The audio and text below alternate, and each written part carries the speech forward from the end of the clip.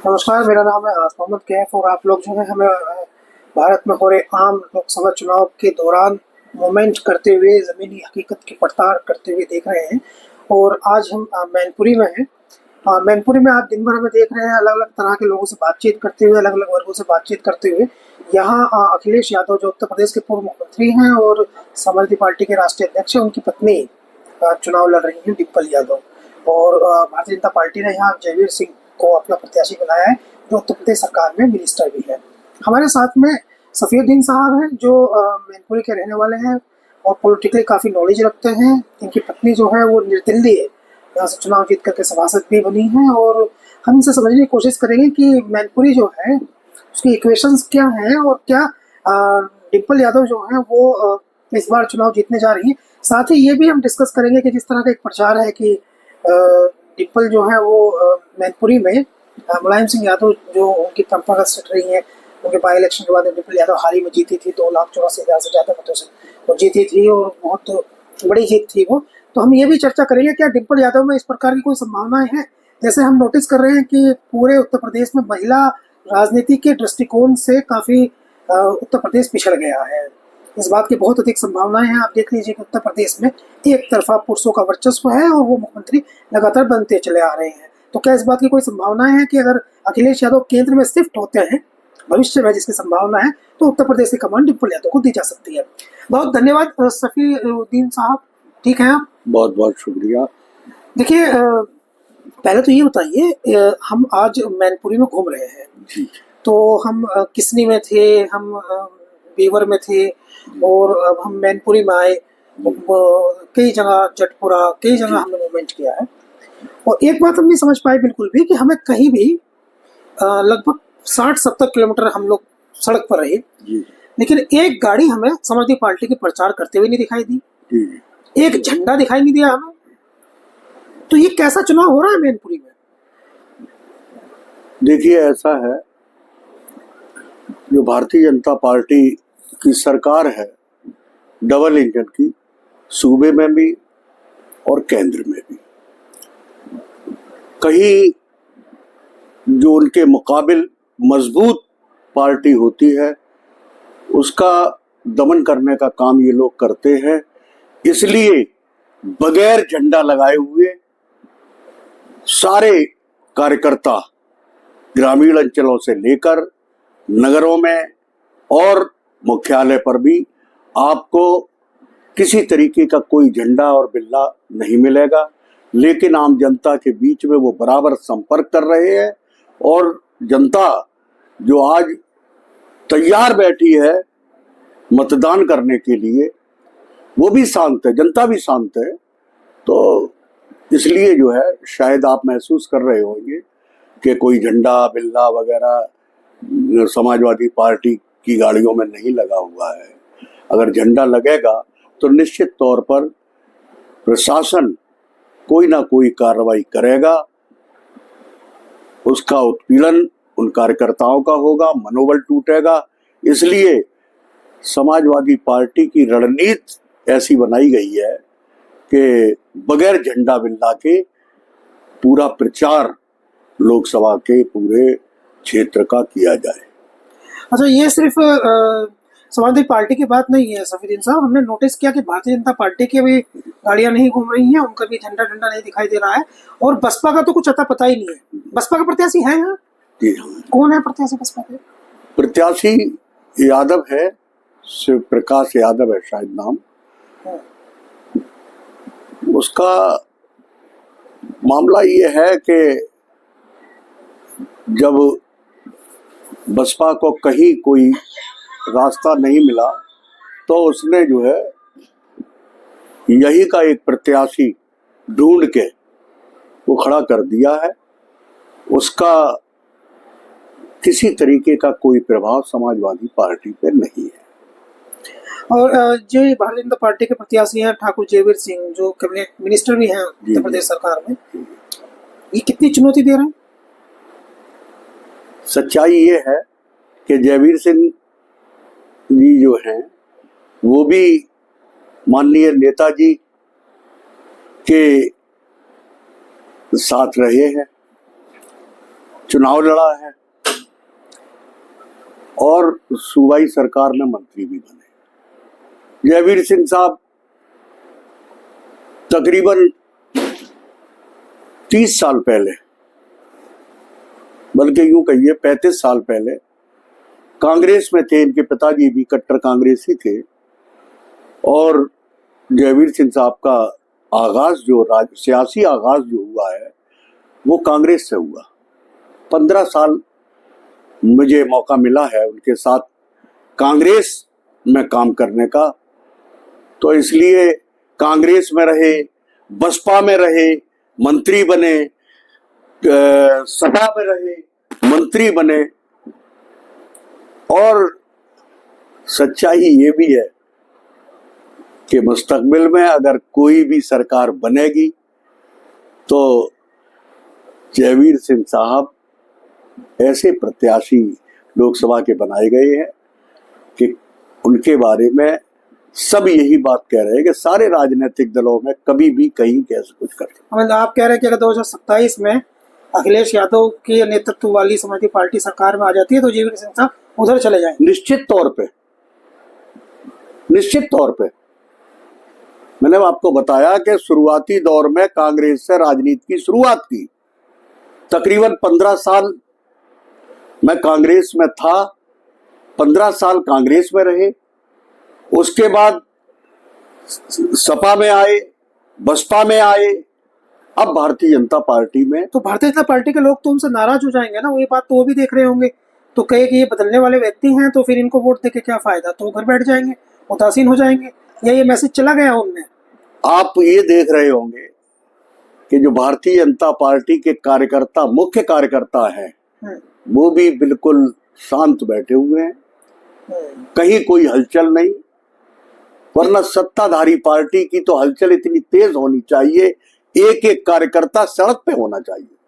अच्छा, एक नोटिस की है मैंने चीजें यहाँ कि जैसे ये प्रचार किया जाता है, मैंने भी गौर किया है यहीं घूम करके, कि ये प्रचार किया जाता है कि मुलायम सिंह यादव जी जो हैं वो यहाँ से लगातार वो सांसद बने, उदय प्रताप जी को पहले उससे बनवाते रहे, बहुत काम किया, ऐसा प्रचार होता है कि यहाँ बहुत काम किया, बड़ा विकास किया। लेकिन ये विकास दिखता नहीं। एक्चुअली विकास के तो बेसिक है ना, वो सड़क है, बिजली है, पानी है, और लेकिन वो टूटी, बहुत सारी सड़कें टूटी हुई हैं, वो सही व्यवस्थित नहीं है चीज़ें, तो ये सब विकास गया कहाँ? तो ये सिर्फ ऐसा तो नहीं कि खास वक्त का हो गया हो। मान्यवर, आपने अखिलेश यादव जब मुख्यमंत्री बने हैं उससे पहले का मैनपुरी देखा होता। इटावा से लेके मैनपुरी आने में 3 घंटे, 3.5 घंटे लगते थे। टूटी फूटी सड़कें, गड्ढे इतने हुआ करते थे और सिंगल रोड था। दूसरे मैनपुरी से कुरावली जाने वाला सड़क जो है वो भी सिंगल था। कुरावली 22 किलोमीटर था, 2 घंटे में, 1.5 घंटे में पहुंचते थे। मैनपुरी में सिंधिया चौराहे से लेकर, जो नगर की सीमा है, सिंधिया चौराहे से लेकर जेल तिराहे तक, जो आपको डिवाइडर, डबल सड़कें और उन पर जो लाइटें लगी हुई हैं, वो चारों तरफ देवी रोड शीतला माता के मंदिर तक डिवाइडर युक्त सड़कें और उन पर जो मरकरी लगी हुई हैं। उसके बाद यही जेल तिराहे से लेके कृष्ण तिराहे तक, इधर सिंधिया तिराहे से ज्योति तिराहे तक, इधर करहल रोड सिंहपुर से लेके और करहल रोड शहर में एंट्री करने तक जो डिवाइडर और ये जो बिजली की जो सोडियम लाइटें लगी हुई हैं, ये सब समाजवादी पार्टी की सरकार की देन है। और आप महसूस करेंगे कि अगर आप 20 साल पहले आए होंगे तो वो पिछड़ी हुई मैनपुरी आज मालूम पड़ती है कि हम नोएडा या गाजियाबाद में आए शाम को यहाँ का नजारा देखना, पहली चीज। दूसरी चीज, शिक्षा के क्षेत्र में इंजीनियरिंग कॉलेज, राजकीय कन्या इंटर कॉलेज और तमाम नगरों में इंटर कॉलेजेस वगैरह ये सारी चीजें जो हैं समाजवादी पार्टी की देन है। स्वास्थ्य के क्षेत्र में 100 शैय्या के अस्पताल से लेकर, चूंकि लोकसभा क्षेत्र में सैफई भी आता है, तो सैफई पीजीआई कॉलेज जो है, सैफई मैनपुरी लोकसभा क्षेत्र में है। यस, और जनपद उसका इटावा है। जनपद इटावा है। ओके, और क्या विधानसभा है सैफई? विधानसभा जसवंत नगर। जसवंत नगर मैनपुरी की विधानसभा है। जी जी जी। ओके, लोकसभा मैनपुरी में जसवंत नगर, जिला इटावा है। जिला इटावा है। तो सैफई मेडिकल कॉलेज, 100 शैय्या का अस्पताल, और कम से कम हर नगर में ग्राम पंचायतों की बात छोड़ दीजिए, नगर पंचायतें जो भी हैं, नोटिफाइड एरिया है, वहां पर पीएससी और सीएससी बनवाने का काम, प्राथमिक स्वास्थ्य सेवा जितने भी हैं वो माननीय अखिलेश यादव के जरिए से बनाए गए हैं। उसके बाद जो विकास के लिए लोहिया पार्क, जिला अधिकारी जी का जो मीटिंग हॉल है, बहुत बड़ा मीटिंग हॉल भी बनाने का काम समाजवादी पार्टी ने किया। इतना ही नहीं, मैनपुरी में एक श्री देवी मिला ग्राम सुधार प्रदर्शनी लगाई जाती है। वहां पर पहले ये था कि टेंट जो है ऊपर सीलिंग बनती थी, आंधी आती थी, उड़ जाती थी। माननीय नेताजी ने सबसे पहले 2-3 हजार आदमी के बैठने की क्षमता वाला, 5,000 आदमी की बैठने की क्षमता वाला जो हॉल बनाया है शीतला माता मंदिर के सामने, जो प्रदर्शनी जहां लगती है, वो भी माननीय नेताजी की देन है। अच्छा, एक और महत्वपूर्ण बात है, चलिए ये तो उनका काम है नेताजी का, उन्होंने किया, अच्छा किया, लेकिन मैनपुरी जो लोकसभा है इसमें कितना प्रतिशत मुस्लिम है? मैनपुरी जो लोकसभा है इसमें तकरीबन ये मान के चलिए आप 10% जो है मुसलमान। और यादव कितना प्रतिशत? यादव तकरीबन है 40% यादव है। 40% यादव है। तो अभी दिल्ली के 35 या 40 दिल्ली के जो पत्रकार हैं, जो हम लोग दिल्ली में बैठ रहे हैं, तो हम लोग गणितीय समीकरण बनाते हैं, अर्थमेटिकली कैलकुलेट करते हैं, और जब हम अर्थमेटिकली कैलकुलेट करते हैं तो वहाँ इस तरह की चर्चा होती है कि यादव प्लस मुसलमान एक समाजवादी पार्टी का वोट है, तो इसके बाहर हम कहते हैं कि वो भारतीय जनता पार्टी का वोट है। हम लोग वहाँ दफ्तर में बैठे होते हैं, तो हम लोग वहीं से कैलकुलेट करते हैं, जमीन पर आते हैं कम। तो जमीन पर आकर हम समझना चाहते हैं, तो ये बताइए कि यादव प्लस मुसलमान के अलावा समाजवादी पार्टी के पास और कौन बेस वोट है मैनपुरी में, और क्यों है? मैनपुरी में दूसरे नंबर की आबादी शाक्य समाज की है, और मैनपुरी ने हमेशा, समाजवादी पार्टी ने शाक्य समाज का सम्मान किया है। राम अवतार शाक्य जो फाउंडर थे समाजवादी पार्टी के, उनके साहबजादे, उनके स्वर्गवासी होने के बाद आलोक शाक्य जी को बराबर चुनाव लड़ाया, विधायक बने, मंत्री बनाया। मैनपुरी जनपद में कभी किसी शाक्य को इतनी इज्जत नहीं बख्शी गई। अब उन्हीं आलोक शाक्य की बात करें, जिनका नाम एमएलसी में था, लेकिन बाद में उनका नाम काट करके बलराम यादव का नाम ऐड कर दिया गया। तो अगर इतना सम्मान मिल रहा था तो उनका नाम हटा करके बलराम यादव का क्यों डाल दिया गया? वो हाईकमान की जाती मजबूरियां हो सकती हैं, क्या समीकरण कहाँ का देखा होगा। और आलोक शाक्य का जहां तक सवाल है, बहुत सुलझा हुआ जिलाध्यक्ष भी, और जिले के मुखिया भी यहाँ शाक्य समाज से ही है, वही आलोक शाक्य जिलाध्यक्ष भी हमारे यहाँ। और उनको देवेंद्र सिंह यादव को हटा करके बनाया, यादव को हटा के आलोक शाक्य को बनाया, तो जिलाध्यक्ष भी वही है। और जो बसपा से शाक्य चुनाव लड़े थे, काफी पकड़ मजबूत है, महाराज सिंह शाक्य साहब, वो भी आज समाजवादी पार्टी। कितनी आबादी होगी शाक्य समाज की मैनपुरी लोकसभा में? तकरीबन मेरे ख्याल से 4-4.5 लाख शाक्य एक लोकसभा में। एक लोकसभा में। और यादव यादव है 6 लाख करीब। ओके, और मुसलमान? मुसलमान 1 लाख। 1 लाख है। और क्या इस बात का इम्पैक्ट है कि पास की लोकसभा से देवेश साक्य चुनाव लड़ रहे हैं लोकसभा का समाजवादी पार्टी के टिकट पर एटा से? जी जी। तो क्या इस बात से खुश होकर क्या साक्य इधर ट्रांसफर हो सकता है समाजवादी पार्टी को? ये समीकरण बनाया है, जातीय समीकरण जो बना है उसमें ये है कि एटा से और फर्रुखाबाद से तो वो भी शाक्य है। वो भी शाक्य है। तो 2 शाक्य चुनाव लड़ रहे हैं, तो शाक्य समाज को टिकट दोनों एटा में और फर्रुखाबाद में देकर समूचा शाक्य समाज आज 20% शाक्य समाज जो है वो समाजवादी पार्टी में जा नहीं है। बिल्कुल, हम तो देखते हैं कि वो वोट मांग रहे हैं सुबह शाम। दूसरे, पास की लोकसभा है तो क्या वो अपनी लोकसभा छोड़ करके इधर या वहीं से, क्योंकि आजकल डिजिटल युग है, तो क्या वहीं से अपील जारी करते हैं? उनके सजातीय लोग जब ये देख रहे हैं इतना सम्मान मिल रहा है, प्रतिनिधित्व जो है लोकसभा का हमारे हाथों में आ रहा है, तो स्वयं समाजवादी पार्टी की तरफ जो है वो शाक्य समाज जा रहा है। क्योंकि एक और उसमें प्रकरण हो गया है कि एक शाक्य को बसपा ने टिकट दिया और उसके बाद उसका टिकट ले लिया गया।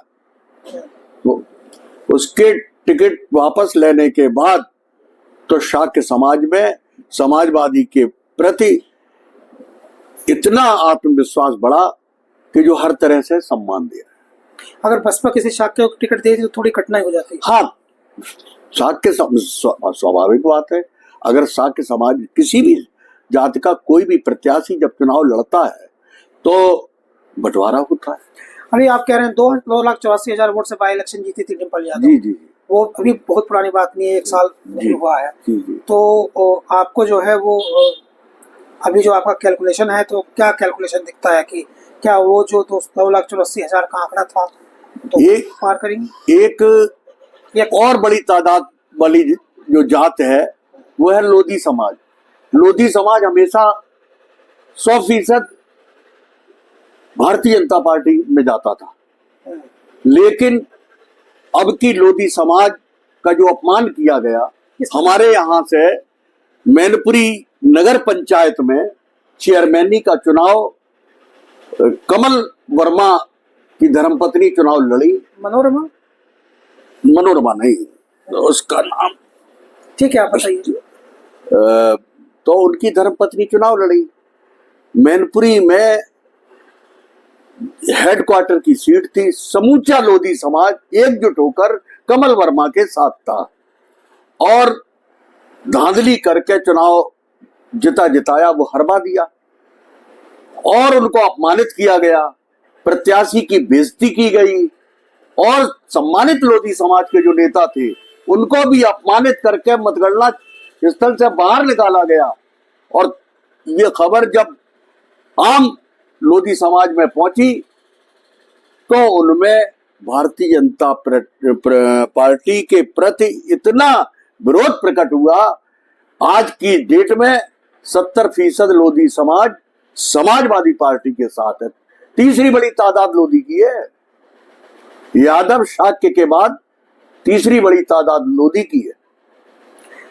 लेकिन वो उतना ज्यादा एक इसी बात पे नाराज होकर के समाजवादी पार्टी को चला जाएगा, इसमें आधा संदेह है, क्योंकि लोधी जो है वो बोलते भारतीय जनता पार्टी को। मैंने जहां तक देखा है, यहाँ के जिम्मेदार लोधी समाज के नेता वो समाजवादी पार्टी के साथ है। जब भी कार्यालय जाते हैं तो देखते हैं कि कमल वर्मा से लेकर तिलक सिंह राजपूत से लेकर जो ब्लॉक प्रमुख रहे हैं और तमाम लोगों का जो जमावाड़ा समाजवादी पार्टी में इलेक्शन के प्रति जो मेहनत कर रहे हैं, उससे ये लगता है और उनकी भीड़ देख के भी कि 70% जो है लोधी समाज समाजवादी पार्टी को मिलने जा रहा है। अच्छा, एक नया चीज है, हमने इससे पहले चुनाव में देखा डिम्पल यादव जो है वो घर घर जाकर के संपर्क कर रही हैं। इतनी बड़ी नेता हैं, वो सीएम एक्स सीएम उनके हस्बैंड हैं, खुद भी सांसद अभी भी हैं, पहले भी रही। तो इसके बावजूद भी जो है वो 50-50 लोगों में जाकर के बातचीत कर रही है। चुनाव की नई स्ट्रेटजी है जी, ये चुनाव की नई स्ट्रेटजी है, नई प्लानिंग है, कोई नहीं काम करने का नया तरीका है? नहीं नहीं, नहीं ऐसा है, वो लेडीज प्रत्याशी है और एक बार सांसद रह चुकी हैं और सांसद के रहते हुए जो उन्होंने विकास काम जितने भी हैं समाजवादी पार्टी के संगठन के लोगों को बिठालकर पूरे लोकसभा क्षेत्र में बांटकर ये साबित किया कि किसी एक की समाजवादी पार्टी नहीं है। दूसरी चीज ये है कि उन्हें तो अब चूंकि नेताजी की विरासत है और नेताजी की जन्मस्थली भले ही इटावा डिस्ट्रिक्ट में रही हो सैफई में, लेकिन कर्मस्थली मैनपुरी में रही है, तो इसलिए मैनपुरी के लोग उनका बहुत सम्मान भी करते हैं। और चूंकि उनके देहांत के बाद आम बाई इलेक्शन की बात नहीं हो रही, आम लोकसभा चुनाव ये पहला है, जी जी जी, तो इसलिए जो है सहानुभूति उनके साथ है, ऐसा आप कह रहे हैं? सहानुभूति भी है, समाजवादी पार्टी का विकास का काम भी है और उसके बाद लोगों में जो रोष है बीजेपी के खिलाफ, किसानों में, नौजवानों में, मुसलमानों में और तमाम उन लोगों में जो शोषित और पीड़ित इस वक्त हैं। तो आप डिम्पल जीत जाएगी, आपका कहना ये है? डिम्पल पिछले चुनाव की अपेक्षा ज्यादा वोटों से जीते, पिछले चुनाव की अपेक्षा ज्यादा वोटों से जीतेंगी, ऐसा सफी उद्दीन साहब कह रहे हैं। सफी इनका उपनाम है और यहाँ पर बातचीत में जो है इनको सफी भी कहा जाता है। और हम लोग जो है वो अभी मैनपुरी में और भी लोगों से बातचीत करेंगे, हम कोशिश करेंगे कुछ महिलाओं से ही बातचीत करें और डिम्पल के चुनाव का क्या इम्पैक्ट इफेक्ट पड़ा है ये आपको बताएं। हमको सुनने के लिए आपका धन्यवाद। नमस्कार।